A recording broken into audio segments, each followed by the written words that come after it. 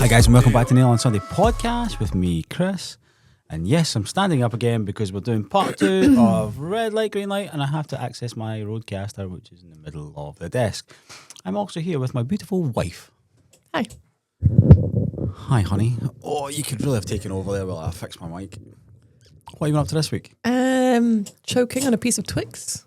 Choking on a piece of Twix. I got sweeties from the Leftover pick and mix. Yeah, we're crap. still eating the leftover pick and mix. I think everybody else has forgotten about it, so essentially it's just me eating my way through it now. Oh no, I'm pretty sure I've seen Rafi gobble a couple of little sweeties in his way. Yeah. You know, pack him up for the day. Honey, before we get into a Red Light, Green Light or Series 2, Part 2, all about brands and how terrible the brands are, what have you been up to this week? The same. Have you moved house? No. Okay. Have you won the lottery? No.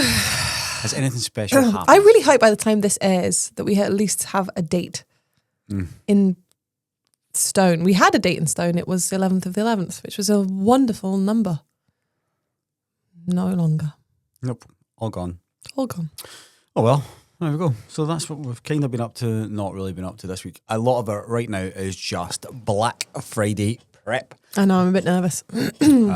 We are getting set for new members of staff to join us. There's just lots of stuff happening in the warehouse. Would you say we are prepared for the biggest Black Friday we've ever done? No. You don't think we are? No. I think we are.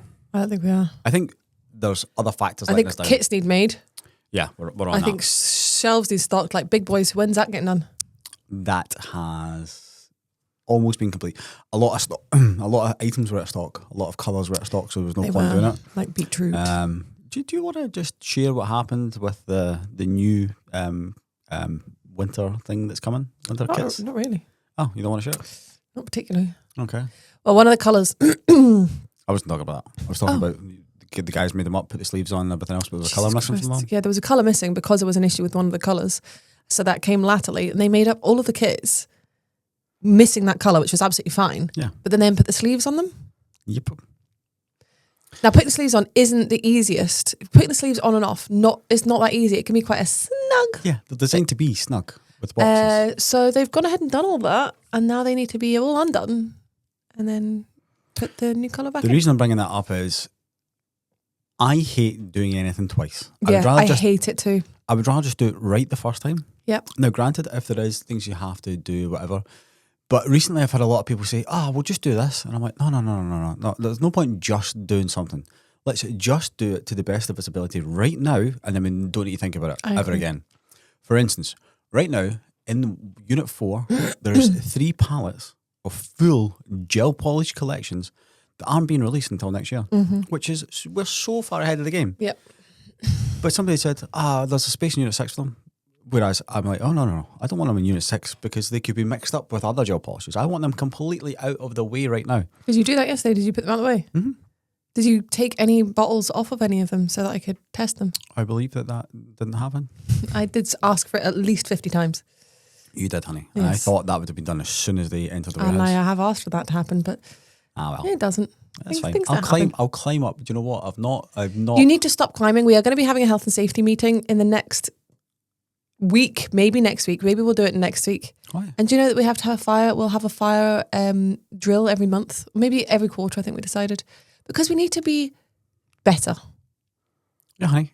We do need to be better. But right, it's but just you quick and climbing, easier for me just to run up it doesn't matter quicker and easier. You know what's not quick and easy? You being in the hospital with a broken back or you being dead. Not quick, not easy. Today's episode is sponsored by Privileged Life Insurance. I don't know what that is. Yeah. Okay. Honey, the problem is it's quick and easier. It doesn't matter. It doesn't matter. You've got to be safer. Chris is not big on safety in terms of his personal safety. And he does very risky things, and it very much bothers me. Does it though?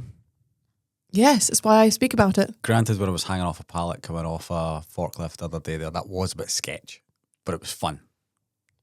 Look, honey, we've said recently, if you're not having fun, what's the point? Yes, but you only get you only get so many passes until an accident happens.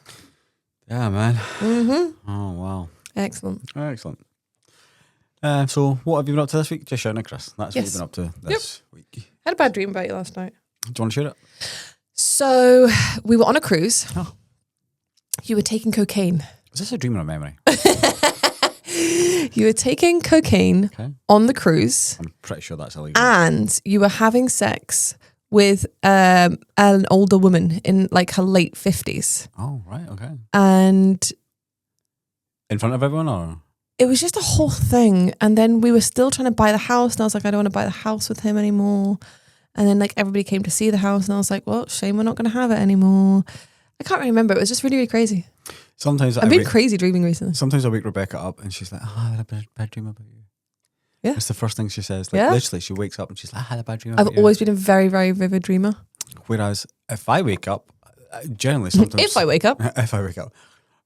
It's usually something that wakes me up, and it's usually a dog or an alarm, you know, and it's usually very early in the morning. And because it's straight up and at it, then I don't have time to remember my dreams. I don't think that's the way it works. Really? Yeah. It's funny how you dream about certain situations that are real life. For instance, we were sleeping on the plane coming back from Miami, and I remember just lying there. And I don't sleep that well. I remember just lying there, and I was dreaming about being on a plane and the plane was crashing Oh, yeah, you told me that. because there was tons of turbulence, Yeah. you know? And it was a weird situation. Excellent. Okay, so we're back to red light, green light. Can you get us set up on the red light, green light? We're not set up. No, we're not. There we go. And have you done the intro, the music intro? The music intro. You know where the music comes from, but I'm just going to leave it there because we don't want copyright strike. So yeah, we're going to be doing red light, green light, Brand edition. brand edition, and I do have a lot written down. I also don't have that page up. I have a lot written down. I've got 1, 2, 3, 4, 5, 6, 7, 8, 9. 9 again. 15 again. Oh, really? Yeah.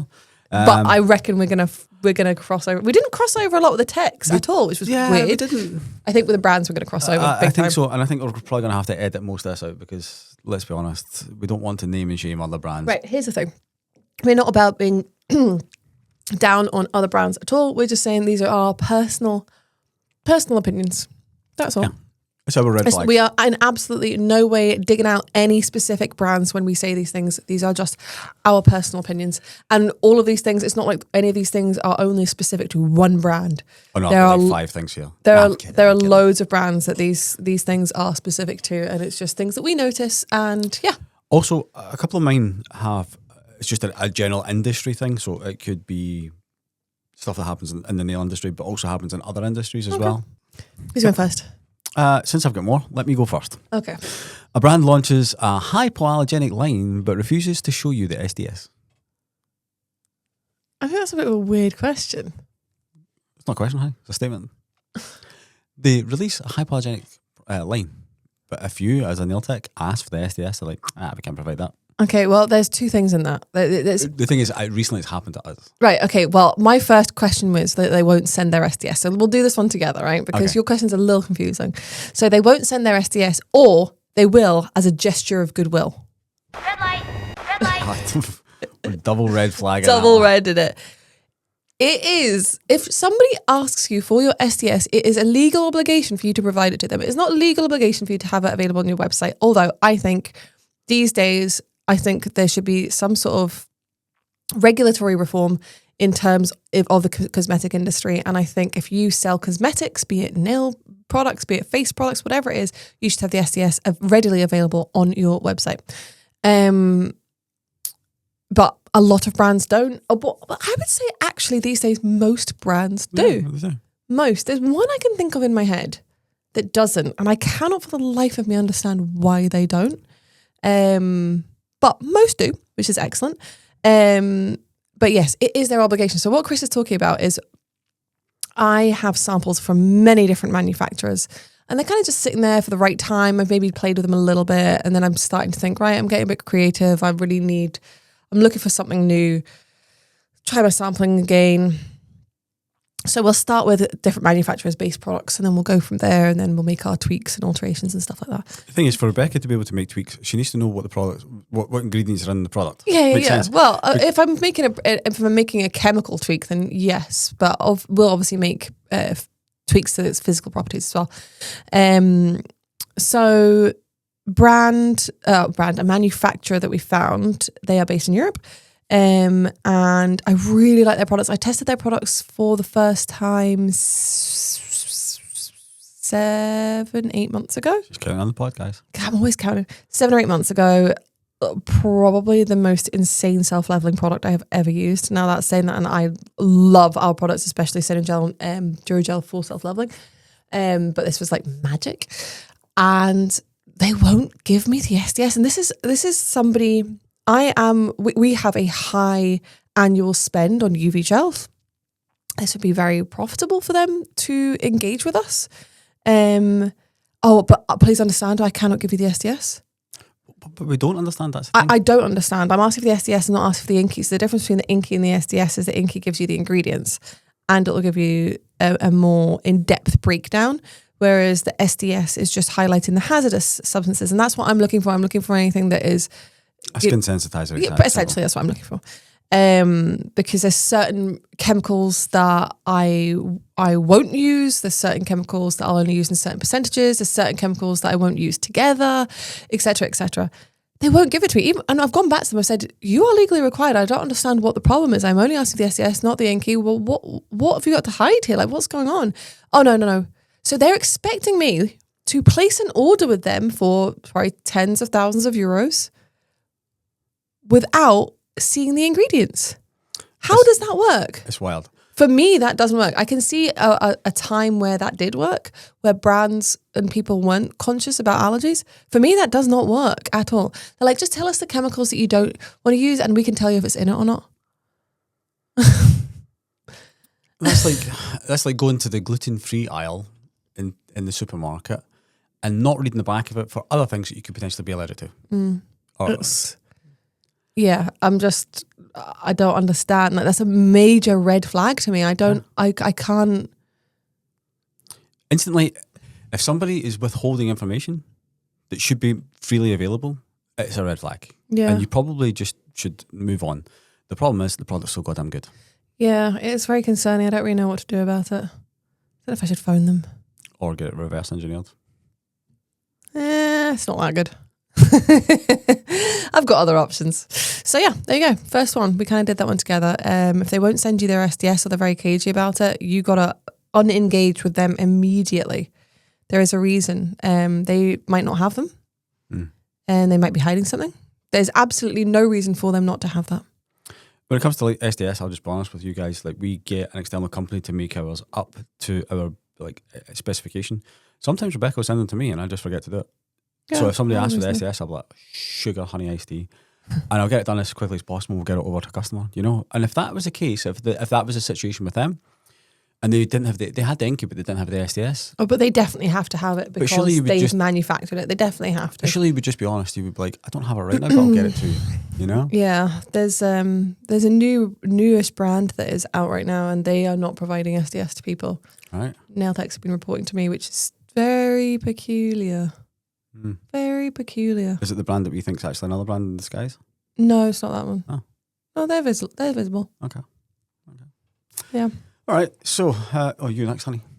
No, you can go again because you've got more. Okay. A nail tech starts to promote a brand, but they don't actually use that brand. Ugh, gross. Red light. So it's a two-part. I mean, we're talking about nail techs here, but we're also talking about brands. They don't actually promote. They promote that brand. I mean, obviously the word promote is a very loose term. You will get nail techs will be sent things from brands they've never used before, but there's a difference between like actively promoting that and being like, yeah, this brand is great when they have never used it, and then them unboxing and actually trialing the products and being like, oh, this is my honest opinion. I think that's absolutely fine. Yeah, I do think unboxing is great because you get to see instant reaction. However, I also think a follow-up is always a good thing as well. Like this is I've been using the brand now for 3 months. Nails by Shan. She's very good for that. She'll try lots of different brands. Obviously, she loves nail odor, but she tries lots of different brands, and then she'll give like a really honest review after a period of time after she's actually tried it. So maybe she'll do like an unboxing or something, but then she'll actually try it and then report back. I think that's quite a good thing. Yeah. Are you getting sick, honey? I think it was the Twix. Twix. The Twix, and then something strange has happened with the Iron Brew, and it's a whole thing. I'll tell you something, guys. Like, I am not patriotic in any way, shape, or form. However, I did think of a brand new brand that Rebecca and I might start eventually. It's nothing to do with cosmetics or anything like that. But Rebecca's just taken a big swig of Iron Brew. And when we got back from holiday a couple of weeks ago, I went into the refrigerator and there was an ice cold can of Iron Brew in there, and I took a swig of it and I was very happy. I very like good. it. It's very comforting. Anyway, next up. Brands that market themselves as hypoallergenic or HEMA-free. As in that is their USP. Red light. Absolute red flag, because realistically you should be marketing the good things about your business. Being you shouldn't actually just say hypoallergenic anyway.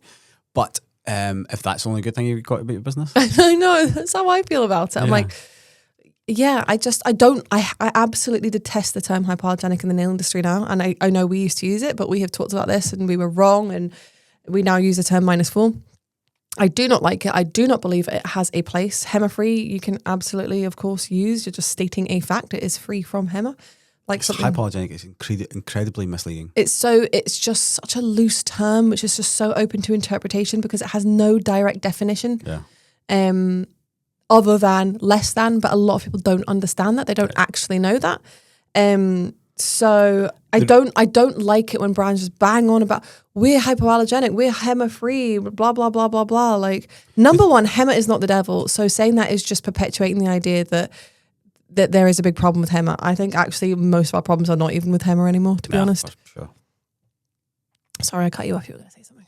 I said no for sure. That was it. Before that, you were going to say something. Oh, I forget that because you've cut me off. But yeah, like who cares? Like, do you know what people want? Sorry, I remember what it is. Recently, the amount of time that we've had emails, just because customer service right now, a lot of people have been on holiday and stuff like that, so quite often we've all been dipping in and out of customer service. And you see the amount of emails that say, I want to try your hypoallergenic products. And you think to yourself, why? No. Why do you? You know? Do you know what? We should actually just literally go back to these people and say, what do you understand from the term hypoallergenic? What do you think it means? Because it's just really, really, really it really irritates me because it doesn't mean bloody anything. I don't want my clients to have a reaction. And see, when you say again, then don't use any products. Yeah, then and this is nothing. the problem when you say, but even with hypoallergenic products, you will have a reaction. There is a possibility you could have a reaction. Yeah. You know, oh no, but another brand has said that it's not, and that's the problem. They are lying to you. They are problem. literally lying to you. Yeah, and they're using the term to, I think, make sales in an industry where there is a lot of scaremongering and a lot of fear already. I reckon it's going to come unstuck soon. I reckon that. I think there's going to be a swing back to products with HEMA, actually. Yeah. At some point. I actually can see that swing, how people go, hang on a minute. People need to realise that the problem with allergies is about the use of the product. That is, it's not the product itself, because gel, if it was cured to 100%, which we know gel doesn't cure to 100%, but gel in its cured state is not dangerous. It is the wet product. So that means it is the use of the product that is the issue, whether that is being applied to super thin nails, where the monomers are able to penetrate the layer where the nail is turning to skin, whether they are using lamps that are not curing the product properly and there's wet product left, whether the product is being applied too thick and it is not curing properly, so there's wet product left again. It is the use of the product, and that's not me saying that it's the nail tech's fault. It is, a lot of it is to do with education from the brands, but directly, the only contributor, in my opinion, to the allergy epidemic is the use of the products, not what is inside of it. Because when that is cured, the product is fine. Yep, totally agree. And that's something that we have learned over this last And this is few from years. a brand who used to use the term hypoallergenic, has products that fit that category, you know, in that term as it's usually used, have predominantly HEMA-free products, but we do have some products with very low HEMA in it because it has a place in the industry. And again, when it's cured, it has no problem. Just thinking of our Duragel that has HEMA in it, and we outsell everything. So the original Duragel that has HEMA will outsell. Oh yeah, It's -4 and counterparts. touch wood, I cannot think off the top of my head of a single report of an allergy to that product. Not I think that's because it's an unbelievably good product. touch wood. I genuinely cannot. Part of that will be because hard gel can cure much thicker than it's designed to cure Yeah, much thicker. I think it's a really good product, and also it is being used in the correct way. Yes. And quite yeah, often what yeah. you find is people who use hard gel are slightly, I hate to say it, but slightly more well-rounded nail techs. I wouldn't necessarily say that, but I would say that they're probably using hard gel in the way that it's been designed to use, but they're using builder gel in the way that hard gel is designed to be used. Yeah. Do you know what I mean? Because people have been traditionally applying gel too thick. Yeah. So yeah, it's an annoying one. Okay, next up. A brand reposts your work but doesn't tag you in it. Oh, gross. Red light. Always give credit where credit is due. I hate that. I always say to the girls, and I've heard Laura talk about this, I think, on their podcast. If they do a TikTok or something that is like inspired by somebody else, you must always give credit. It is a really, really big deal to me. I don't like the direct stealing of other people's ideas without giving credit. Absolutely. And you tend to find a lot of brands. I don't spend a lot of time on social media, nail tech, social media, but you tend to find there's the same brands will copy other brands just time and time and time again. It's almost like they don't have their own ideas. And I know, like, so Laura can get frustrated with it because sometimes they can think of very, very unique things. And I mean, sometimes there is a literal case of great minds think alike. of course, I totally I get have that. seen it happen with products specifically, Products mostly, yeah. with us, or even, you know, it's just like there's no way that we could have all worked that quickly to get something out. Do you know what I mean? Yeah. At the same time. So But that's the thing, when it comes to products, you can see it, you can understand it, stuff like that. You know, if two products come out that are completely almost identical, they come out roughly at the same time. there's no way. There's no way, because you've been working on them for 6 months, no a way. year, whatever. But when it's like a TikTok is done and then a week later the TikTok is copied. Right. I roll. Yeah. A brand does not have a lamp and also recommends the use of any lamp as long as the wattage and nanometer. I don't know how many times I could press this. I don't know how many times I can press this. Yeah. It is disgusting. When something that we have to point out, right, is that we are absolutely not saying or claiming that our gels can only be cured by one of our lamps. That is not the case. There will be lots of lamps out there that will cure our gels. Loads. See the high quality ones. Most of them will probably be able to cure our gels. Can't give you an exact answer because I haven't tried them all. But I would say certainly most of, if not all, the ones that come from the same factory as our lamps are made, very high quality, will probably cure our gels. Yeah. But again, cannot say that to 100%.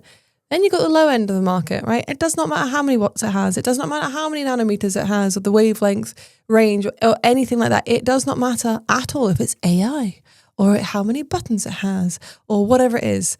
It's just a shit lamp. Yeah. And it probably is not going to cure. And again, hopefully by the time this comes out, I will have put some of these TikToks out that is going to just categorically prove this to you guys. But yeah, if a brand does not have a lamp or tells you to use a certain wattage, nanometers, tells you to double cure, stay away. Yeah, absolutely. Complete red flag. I'll be honest with you guys, we've said this time and time and time again. We are in the market for selling gels. We don't want to sell lamps. I would rather not stock lamps because they cost us an extreme amount. And electronics are a fudging nightmare. Yeah, and that's why some brands just don't do it. They don't make the investment. They don't want to have tens, hundreds of thousands of pounds worth of lamps sitting on your shelves. But they could have the cheap, crappy ones, but also maybe inside they're like, yeah, I know that they don't cure properly, so I don't want to have them. I'd just rather have nothing. Yeah, and that's why the double cure thing comes out, which again, a major red flag. Oh, see, just in general, right? If a brand is telling you something and you think to yourself, that's a bit fishy. Well, that sounds great, but it sounds too good to be true. Too good Probably to be true, yeah. is. Like, multi-level marketing has happened throughout life all over the place. If something sounds too good to be true, there's a good chance that it probably is. Oh, yeah.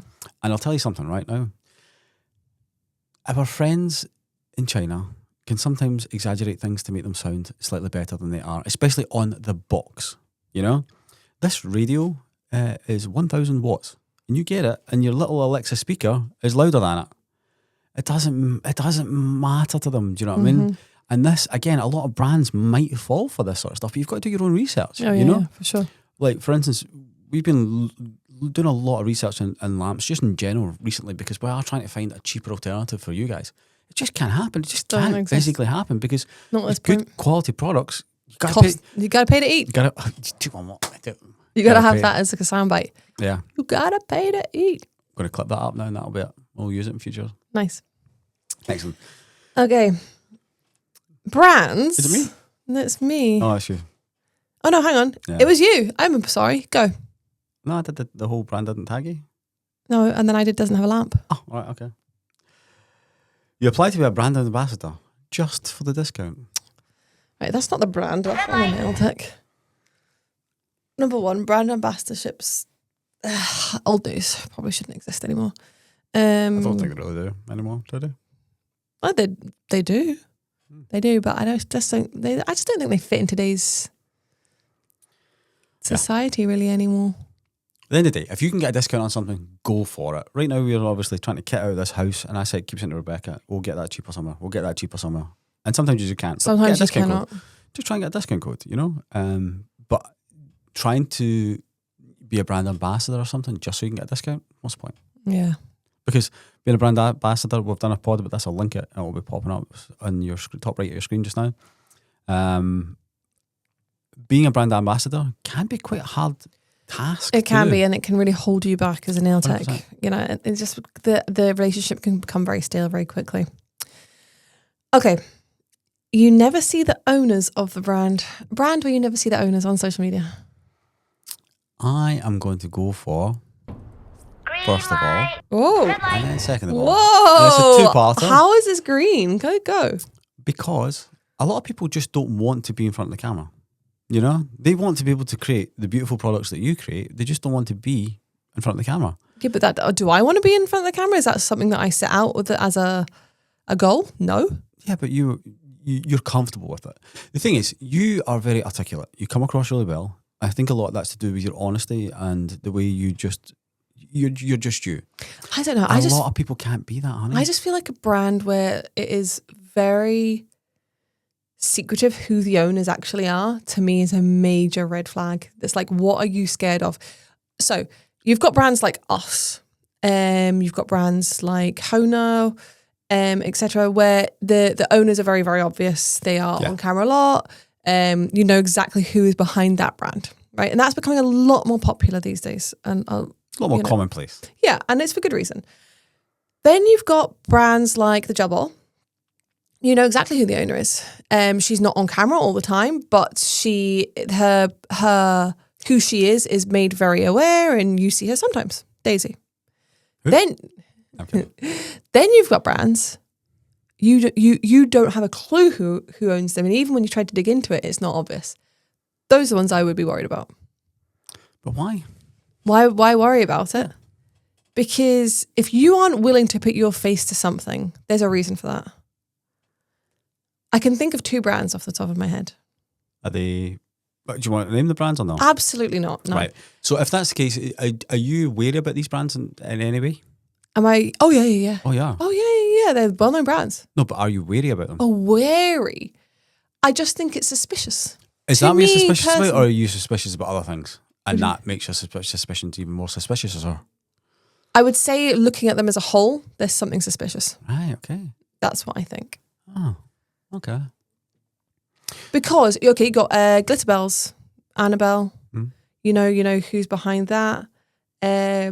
Magpie, it's lesser known. She's not on. Maybe she used to be. I don't know. But her name is Sarah, and again, it's known who she is. Yeah. But there are brands, and it's like you genuinely don't know who the owners are. To me, it's like, what are you trying to hide? You don't want any backsplash. Backsplash. Backlash. Come back. Yeah, on you Yeah. as an individual, which I can understand. But in today's climate where people are looking for transparency and honesty and for people to trust, that's not who I would be putting my money with, to be honest. Just my personal thoughts. I get it. I think there's definitely 2 parts to it. Something you and I have discussed recently about when you register a company. Like when you register a company, you are down as a director, and that can be traced to other companies and such like. So it's hard to hide behind things like that. It depends. It depends. It depends if you're not well known, then how are you tracing it? Like if you and I, right, I'm not saying that we're well-known people, but in the industry, we're very front-facing when it comes to our brand, right? Yeah. So if we set up another brand, doing whatever, it would be pretty easy to work out that it was us. And everybody knows how to use HMRC these days, right? And Company's House and look at all these things. And even if we use like a family member, it'd be like, oh, right, they've got the same surname, or it would just be easy to trace it back because of because we're already known. But if the people aren't already known, it's like you don't know who you're looking for. I know. See, the thing is also, I think, because you and I have discussed this recently, there's a brand that's out there just now, and I keep saying it's another bigger brand, and they've just had this offshoot, and they're trying to be all new and cool and stuff. I don't think And that's the case, though. what if they employed people to be the front of the brand, but it's not actually them? Well, there is no front of the brand, so. What if there was? Anyway, that's just thoughts for another day. Right, let's go on to something else before we get sacked for this. All right. Brands that call everything revolutionary. Like the best, and all this sort of stuff. But it's just the builder gel that they've had before, and they've made one tweak to it. More often than not, there is nothing revolutionary. I mean, occasionally you'll find a product, there'll be a new product, and you're like, wow, that is amazing. So when full cover tips first came out, they're pretty revolutionary. Builder in a bottle, would you call that revolutionary? I would call it revolutionary, yes, but I think it's accidental. Yes, and it has its own issues, which we all have talked about before, where it's led to certain issues within the industry. But it is very rare where there is a product which is completely revolutionary. I'm trying to think, do we have any products that... hey, I'll tell you what was revolutionary that we did. The torch stand. Absolutely. That is revolutionary, and how no other brand that was utilising torches had that to begin with. Yeah. And now when you see them for sale on Alibaba or AliExpress, that is our company and it's actually illegal because we have the intellectual property for that. Yeah. But that was our design. And we were solving problems. Companies that had gone before us were doing full cover tips. They had torches, but the things you had to do to be able to... It was weird. Yeah. And to us, it was like, why are they not just doing this? Yeah. But yeah, for the most part, nothing is revolutionary. Like, it's not. It's not. It's not. Cinnamon gel is. It's not. It's not. There are other brands who've done the hybrid gels before. It's a great product. Revolutionary? Nah. Okay. How am I going to word this one? Here we go, guys. Brands that are legally aggressive. Red light. It's like the boy who cried wolf. No, it's just like...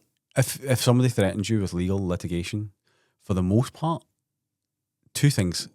They are trying to really, really make you scared. No, but the reality is they are very scared of you. Correct.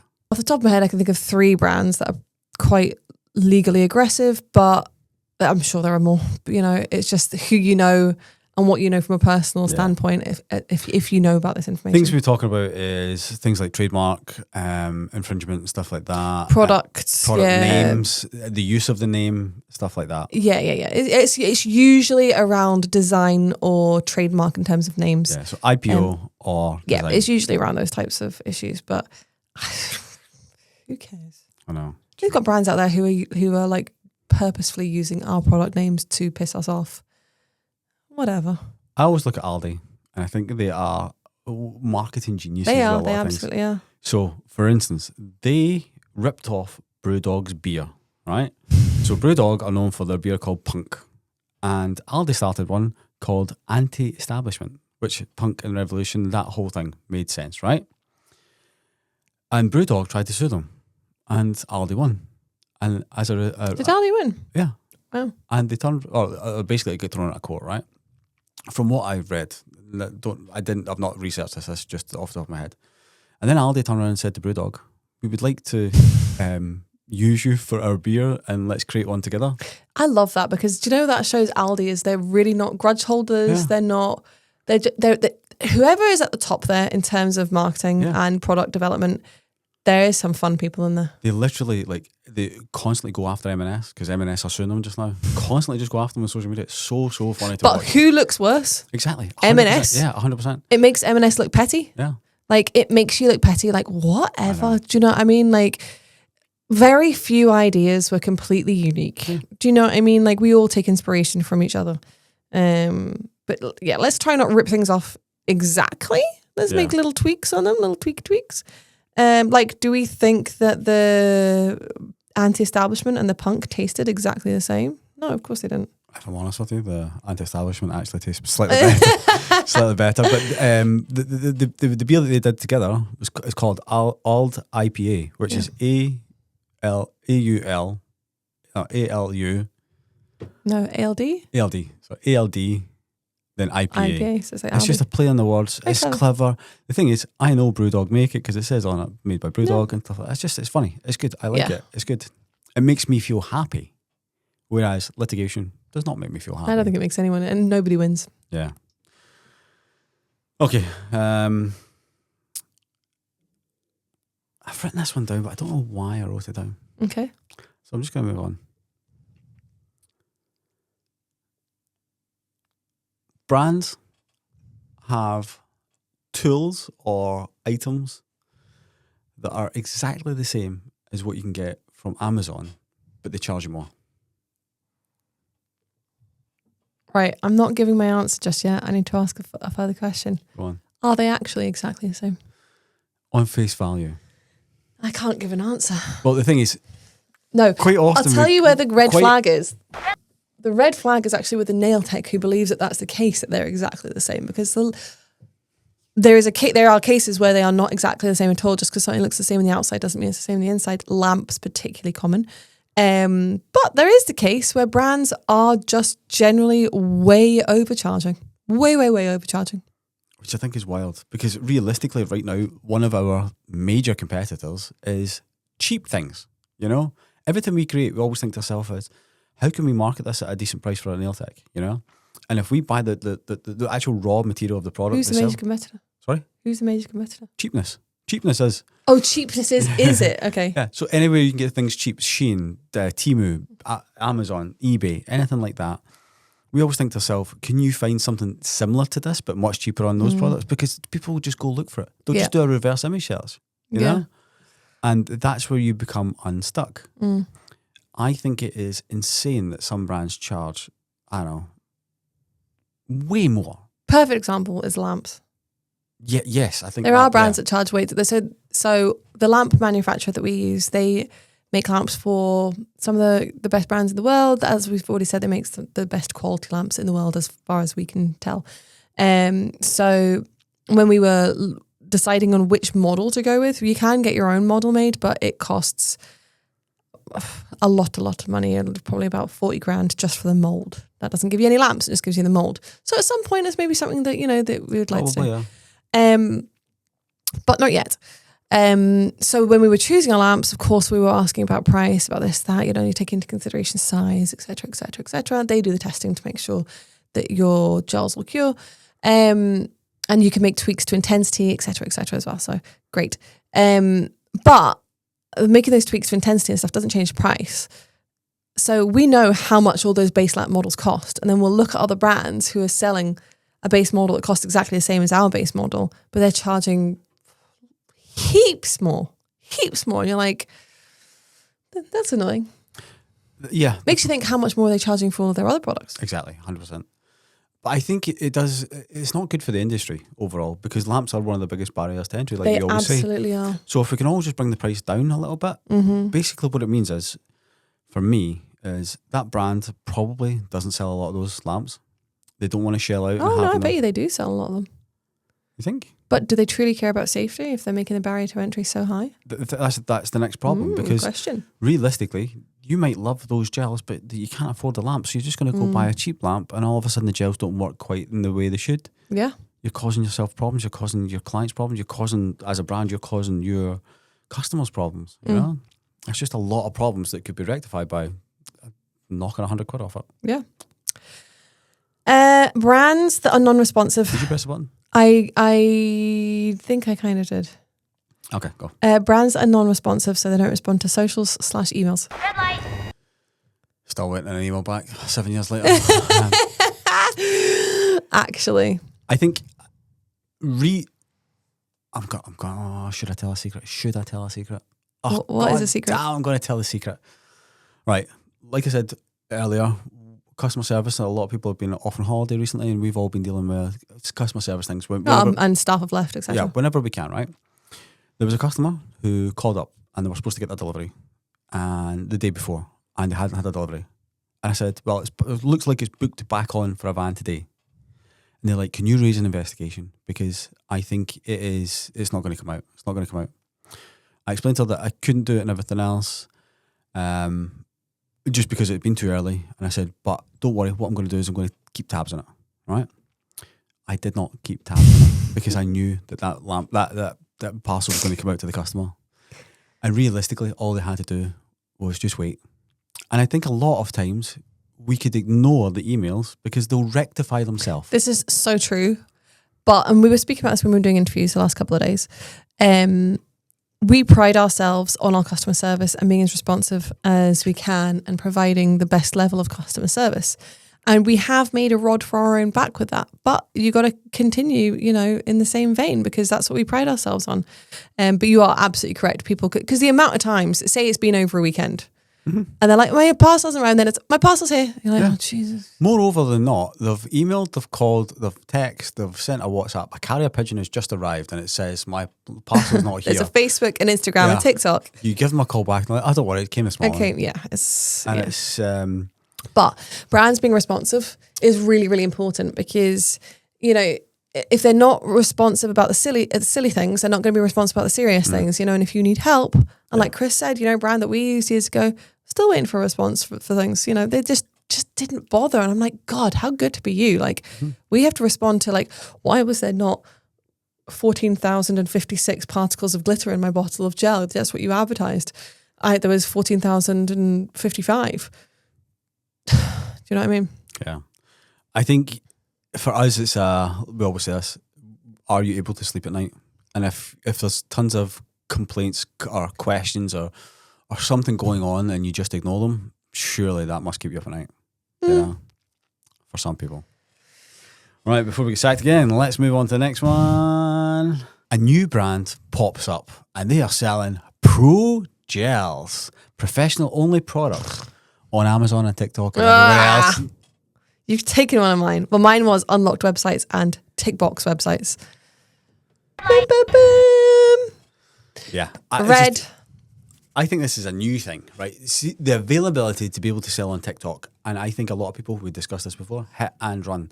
You're going to get a lot of brands, if not that is happening just now, that come along, sell cheap crap on TikTok and such like that. It might be good, but it's just like, I find it really irritating. I'm like, right, see from our point of view, how much more money we could make as a brand if we sold on TikTok. My God, we talk about this all the time. Oh my God, you could make so much 5x, money. 10x. But my opinion is, number one, it's not right. And number two, we wouldn't be taken seriously as a professional brand. So see these brands that are predominantly like TikTok, I don't consider them professional brands. And when I see professionals in professional places, whether it's like Facebook community groups, et cetera, or other nail techs asking for advice, these brands never come up because they're not considered professional brands. So yeah, they're doing themselves a bit of a disservice. But yeah, when they're saying they're professional, but their website is unlocked, you only have to tick a box to say that you are professional, et cetera, like, come on now. You're not doing your due diligence. You're not. And it's so easy to do. Like, the smallest of brands find it easy enough to put a lock on their website and ensure that we only sell to professionals. So let me tell you, the biggest of brands could do it in 5 seconds. Yeah, absolutely. I think it is a two-parter. I think realistically it comes down to they just don't care. No, well, they want money. Yeah. They want the money. The brands that are selling new gels on TikTok, the only thing they care about is money. Yeah. Yeah, of course they want their products. They'll want their products to be relatively good so that at least they look good on camera, but they want your money. They do not care about safety. They don't care about probably education and just professionalism. They want your dollar. Do you think a lot of these brands will be hit and run? They'll just be here for a year, 18 months until maybe there's some problems and then head off? Yeah. And the thing is, TikTok won't be the biggest, won't be here forever, won't be big forever. More regulations might come in place. TikTok don't let you sell acetone, so maybe at some point they're not going to be letting you sell gels. Yeah. So yeah, they probably won't be, no. Okay. Yeah. That was a good one.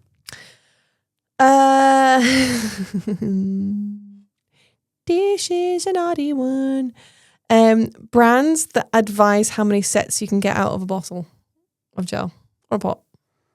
Red light. And let me tell you why. It's open-ended. Jesus Christ. The thing is, if you are a nail tech who only does shorties, natural nails, and that's all you ever do, you're going to get more sets out of a bottle. Let me ask you this question. Yep. How many portions of sweeties are in this bag for you, Chris? How many portions? How many sittings is it going to take you to go through this bag of sweeties? That would take me absolutely ages because I'm not a big sweetie person. So 10, 15, 20. Okay.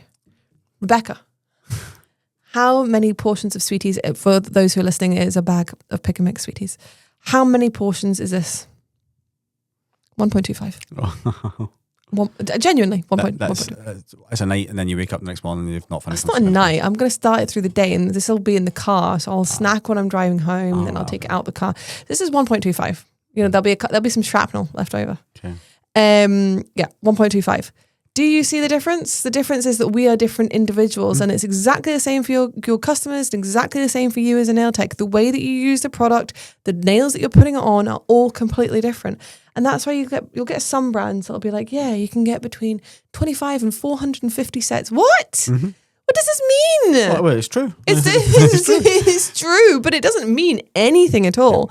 So as a result, brands are then giving you a pricing breakdown where it is costing you. We used to do this with extensions, which is much easier to do. Of course. But brands that are like, yeah, to do a set of builder gel nails, it costs you, I don't know, I'm pulling a number up my ass here, £1.27. They can't possibly know that. They cannot possibly know that, which is why you need to do your prices properly and you need to use a pricing calculator and you need to take the time to work out how many sets you're getting. Somebody on our Facebook group actually put up a post recently and it was saying, just to let you guys know, I've just finished a pot of Cinegel and I got 33 sets out of it. Might help someone. That absolutely does. I think that's great. It's a great starting point. It's a great starting point, but the problem is... But you don't know if don't go off of it, but it might help someone. If they're using 4 coats instead of 3... or 4 layers instead of 3. They're using it on very long nails. Yeah. They're applying it maybe thicker than they should be. It could be anything, but just because they've got 33 doesn't mean that you're going to get 33. You might get 43 or 53 or 25, you know.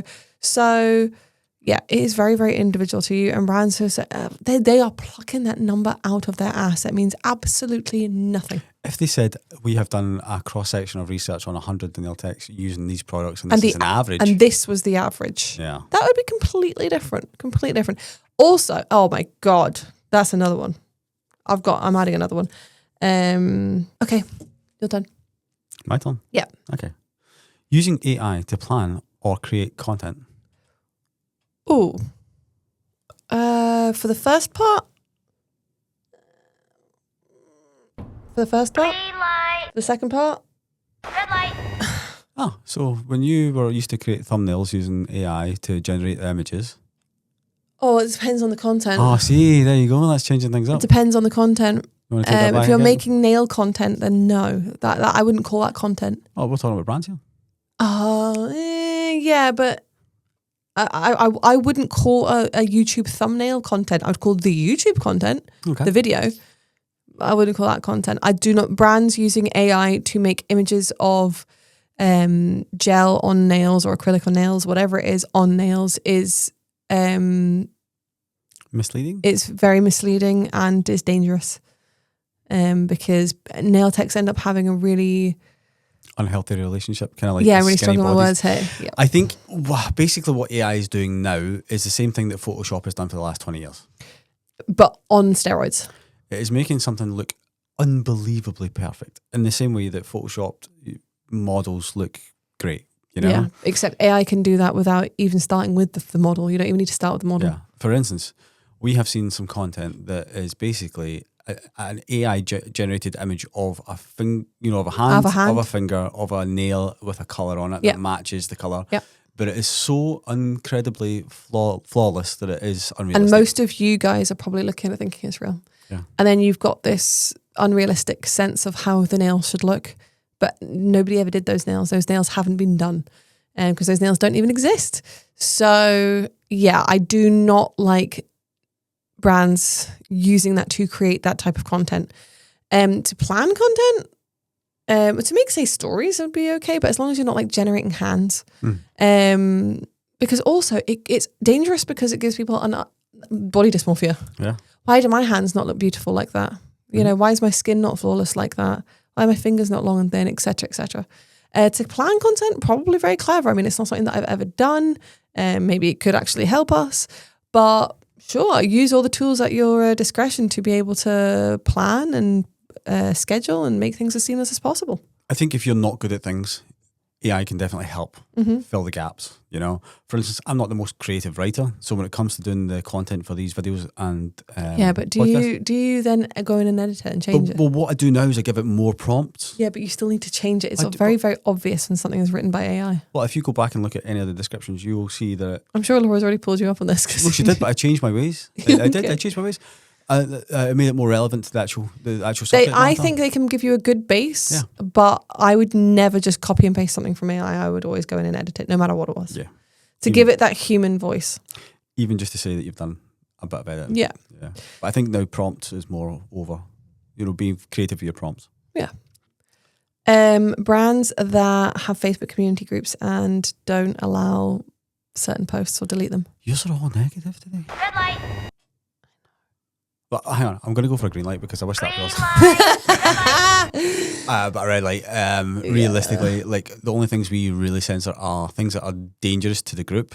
Or selling or something that's not worded in a very kind way, or if somebody else, say, on the same day has asked pretty much the exact same question or for the same piece of help with the same product, we'd probably just delete that and then reroute them to that post. Say, have a look at the help that's here, because it's obviously it just clogs up the feed. It does, just clogs things up.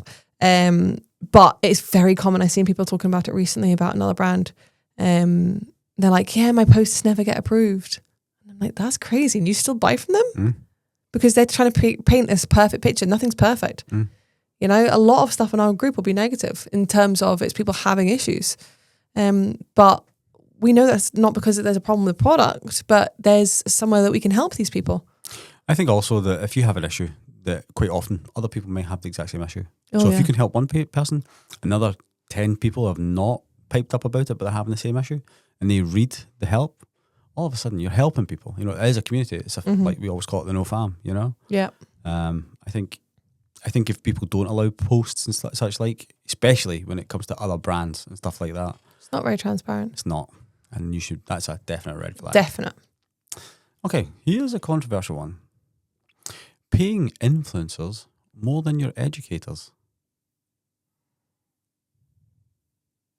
I don't see any problem here. Green light. I'm going to tell you the reason why. Your educators are self-employed people, and they will be as busy or financially well off as they decide to be. That is entirely up to them. You are offering them something and saying, here, well, certainly from our point of view and other ones that we've been involved with, they get paid per student, right? So the more students you have, the more you advertise, the harder you work to advertise, the more students you're going to get, the more money you're going to have. Totally up to you. Also, often the educators don't have any influence or little influence on the industry. They're not influencers. That's not their purpose. Their purpose is not to have large followings of nail techs, etc., etc. Their purpose is to educate within the industry. They're different purposes. So if you're paying an influencer one-off fee to create a beautiful piece of content or something like that, I don't really see it. How do you differentiate between, because you could be paying an educator £150 for a course because they've only had one student, but similarly you could be paying an educator £800 for a course because they've had 6 students. Do you know what I mean? So absolutely. So let me rephrase it, and I know based on what money leaves our company, marketing budget versus education. So I would say at Nail Order, this will be different from brand to brand. There's a difference between influencers, content creators, and education. So let's just quickly cover them, right? When it comes to educators and influencers, the only type of influencer marketing we do is affiliate marketing. And that is also self-employed. They are going to be as busy and earn as much money as work that they put in. The more they share that code, the more content they make around Nail Order, sharing that code, the busier they are going to be. They're going to share it in the group, etc., etc. Same as the educators, right? So they're kind of the same. It's in their hands. They can be as busy as they decide to be. Then you've got content creator, which will be based on a fixed fee. I can't even remember your question now. Can you? Just where do we focus or spend the money? Where do we spend the money? Spend the money. So we don't really have any control when it comes to educators or influencer marketing because it's controlled by them. Yeah. Do you know what I mean? Nail Order doesn't make any money from in-person courses. So we don't really set aside a budget for that because the money that comes in pretty much just goes out. Do you know what I mean on that? Whereas the influencer's kind of different. Content creation though, yeah, we do set more of a budget, and that's also going to be determined by the people. Most people who are content creators have rate cards. All right. So next up, what do I have? Wait. Oh, was it you, It's honey? me, yep. Was it you, honey? Okay. Brands that say 98% of nail techs agree, and they've done a clinical trial or whatever it is, and it had 10 people in it. Red light. That's not enough people. It's not enough people. It is not enough. Read the fine print, guys. I think even when it comes to like big cosmetic companies, I feel like there's a legality. Like, but sometimes I've just realised that like out of 500 women surveyed, they've got firmer bottoms using our I mean, cream. 500 is a fair amount no matter what it is, I would say. But I like just think a cross-section of like your customers. 10, 20, 30, I'd say anything under 100, you're not getting anywhere near an accurate result. Also, I think it's the people you are asking, you know? Yeah, it if could be. you stand outside a chippy and say, do you like chips? More people are going to say yes Then than if you no. stand outside a gym. 100%, yeah. Yeah, so we could ask 10 Nail Order diehards, what do you think of this product? Nah, actually, to be fair, our customers are pretty honest. But you're probably going to get too honest. You're probably going to get a slightly skewed answer. So yeah, read the fine print when you see these types of things, guys. Yeah, don't take everything on face value. Correct. I do like chips. Posting brand drama publicly rather than just sorting it out privately. What type of thing? I can't think of any. I don't want to post it. Well, don't tell anybody, but just say it for me and you'll take it out. I can't think. I don't deal with drama, so... Okay, I'll just say posting drama. I'll say it. All right. Well, in fact, maybe not saying drama. The whole thing. Smoke and mirrors. Okay, smoke and mirrors, yeah. Smoke and mirrors, like pretending nothing happened when it actually did. And just not being like, you know what, actually, we've had to change the name. Yeah. Because of this, yeah. It's not very transparent. Yeah. What was my question again? Yeah, brand drama. Yeah. It's not so much brand drama, is it? Not really. No. But was there something recently about somebody being like, oh, they said this and they did that? Instead of just sorting out. I can't think. Maybe it's just me and Aldi and M&S. I think it is you, literally- Colin the Caterpillar and Old IPA. Yeah. What did M&S have a caterpillar now? M&S have always had a Caterpillar. Colin, but then Aldi ripped them off. Yes, I think so. I can't remember what they're called. We're influenced. Colin. Colin. Wait, no, is that not what Colin, M&S is? Yeah. Colin. Colin and Connie. Connie. What the hell is Aldi's called? I don't know. Oh, Either way, it's just a caterpillar and it's just a cake and we like cake. So exactly. Who cares? yeah, be more cake. Jesus. You get any more, honey? Nope. A brand admits a formula issue publicly and replaces the product immediately.